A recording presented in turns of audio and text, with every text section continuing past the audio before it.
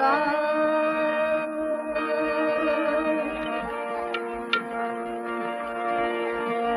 नाम लक्ष्मणी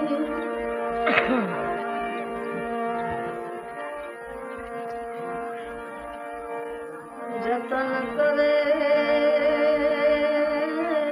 नर कोई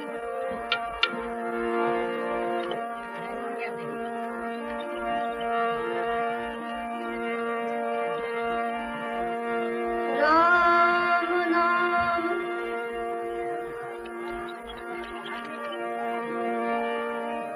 अमूलख मणि जतन करे नर कोई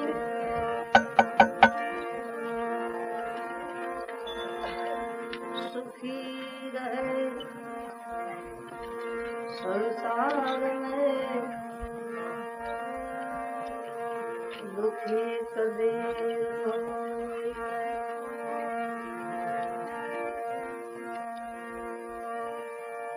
सुखी रहे संसार में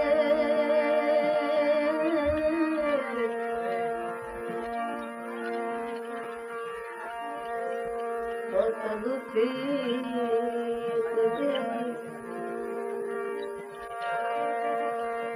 दुखी कभी न होई।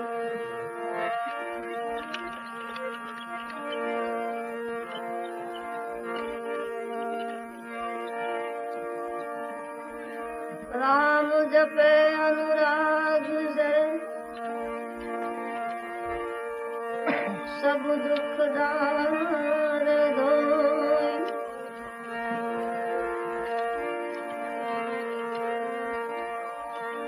विश्वास तो हरि मिले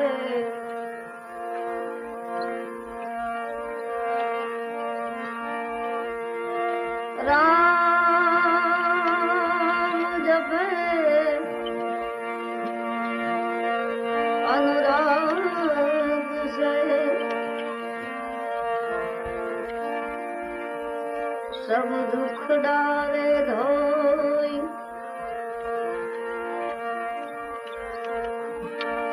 विश्वास तो हर मिले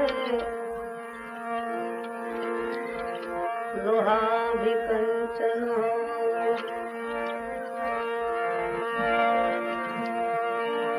विश्वास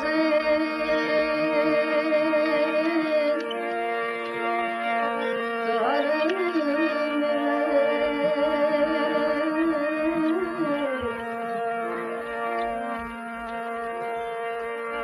और तो लोहा भी कंचन हो।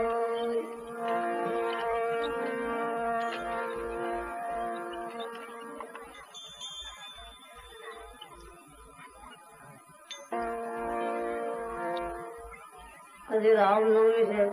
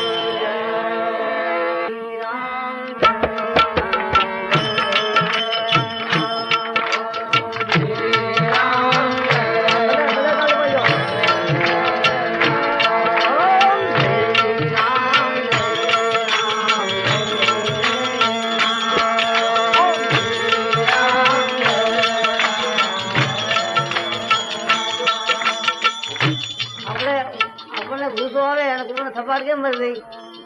તો આપણે થપાટ મારો કરવા કરતા આપણા હાથને થપાટ મારી, તું કઈ કરતો નથી એટલે તને થપાટ મારો એમ અંદર થપાટ મારી એને.